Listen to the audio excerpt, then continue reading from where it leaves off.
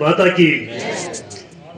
भगवान धन्वंतरी को नमन करते हुए आज इस आयुर्वेद के जो आज विजयनगर में हमारे विधानसभा का और विजयनगर का सौभाग्य है कि यह अवसर हमारे को मिला। इस जो कार्यक्रम में मंच पे विराजमान हमारे मंडल के अध्यक्ष अमित जी मोदी, चेयरमैन साहिबा अनीता जी मेवाड़ा, तहसीलदार जी रामकिशोर जी, करण सिंह जी सीआई साहब, मुकेश जी संचेती, डिप्टी डायरेक्टर साहब मीणा जी,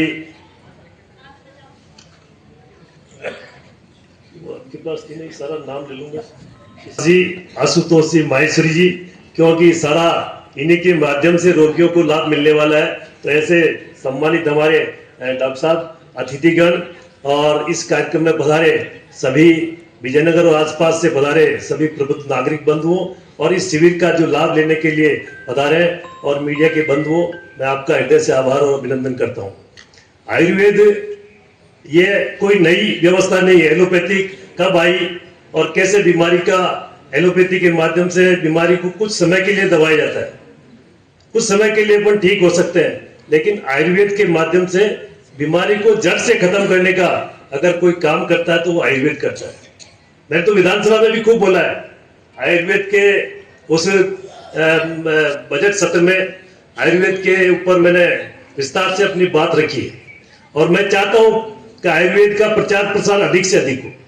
आयुर्वेद के माध्यम से जो भी इलाज होता है उसमें कोई साइड इफेक्ट नहीं। आज हम देख रहे हैं एंटीबायोटिक कितनी ले रहे हैं। आज देश के हमारे प्रधानमंत्री आदरणीय नरेंद्र भाई मोदी और एलोपैथी, आज डॉक्टर भी कह रहे हैं कि एंटीबायोटिक से बचे। एक एंटीबायोटिक लेने के बाद में 10 बीमारियां और फैलती है और दवा बनाने वाली कंपनियां वो देखती है कि एक एंटीबायोटिक से हमारी 10 दवाएं और बिकेगी। तो आयुर्वेद को अपन जीवन में अपनाएं इससे।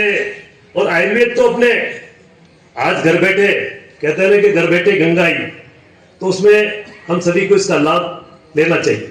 रही बात विजयनगर में अपने प्रथम से है, उसमें मैं माननीय मुख्यमंत्री महोदय से आग्रह करेंगे कि बजट में हमारे यहाँ विजयनगर में प्रथम श्रेणी का आयुर्वेद चिकित्सालय बने, जिससे आसपास के और विजयनगर में जो भी निवास करते हैं उनको इसका लाभ मिले। डॉक्टर साहब जो आपके आयुर्वेद के विजय जी वैष्णव, इनसे मिलाए कैलाश जी गुजर ने। कैलाश जी गुजर हमारे बहुत ही जागरूक है, तो ये मेरे पास आए कि साहब डॉक्टर साहब बहुत ही आयुर्वेद के अच्छा इनका ट्रीटमेंट है और रोगियों को बहुत ज्यादा लाभ मिल रहा है, तो इनका विजयनगर डेपुटेशन अगर 3 दिन के लिए हो जाए तो आप इनकी सिफारिश कीजिए। मैंने कहा सिफारिश नहीं, मैं तो आपके आदेश मानने वाला हूं। मैंने डिप्टी डायरेक्टर साहब को कहा, मैंने कहा हमारे विजय जी वैष्णव को यहाँ 3 दिन यहाँ सेवाएं विजयनगर में मिले, तो वो काम मीणा जी ने किया है, मैं उनको भी धन्यवाद देता हूँ। मैं आप सभी को, जितने भी हमारे रसोई में सारी बीमारियों की बहुत सी दवाएं अपने रसोई में है, लेकिन अपन उसको काम में नहीं लेते। आयुर्वेद कोई आज का नहीं है। उन्होंने जो संजीवनी बूटी मंगवाई और उस समय वो उनका, अब अपन सब जानते हैं कि भगवान के भाई है, लेकिन इस मृत्युलोक में जब आयुर्वेद से अगर मृत आत्मा को संजीवनी के माध्यम से उनको जीवनदान मिलता है तो हम भी उसका उपयोग करें। अभी कोरोना काल में देखा होगा आपने, जिन्होंने आयुर्वेद का ट्रीटमेंट लिया, घर बैठे अपने आयुर्वेद का जो भी औषधि उसका उपयोग किया, उनको कोरोना उनके नजदीक भी नहीं आ पाया। गिलोय जिसको हम संस्कृत में अमृता, तो असुर उसको लेने के लिए और उसको छीनने के लिए जब वो अमृत कलश के जहां जहां भी बूंद गिरी थी उसमें वो ये अमृता, ये गिलोय पैदा हुआ। आज आप गिलोय को ले तो मैं समझता हूं कैंसर तक उससे ठीक होते हैं। आप गिलोय को काट के उसके छत पे डाल दो, आप 6 महीने बाद में वापस पत्तियां वापस फूट जाएगी। तो इतनी ताकत है गिलोय में। और कोरोना काल में गिलोय का एक चम्मच ने पिया और आयुर्वेद के माध्यम से हमने इस कोरोना काल पे विजय प्राप्त की। लोग बाग हंसी उड़ाते थे कि आयुर्वेद से क्या होगा, वैक्सीन लगाओ, प्रधानमंत्री जी मोदी जी। लोग बाग हंसते कि थाली बजाने से या उससे क्या कोरोना दूर होगा, लेकिन देश के प्रधानमंत्री जी ने जो कोरोना काल में जो काम किया, पूरी दुनिया को दिखाया कि हिंदुस्तान सक्षम है। आंखों का ऑपरेशन भी होता था, शल्य क्रियाएं भी होती थी आयुर्वेद के माध्यम से।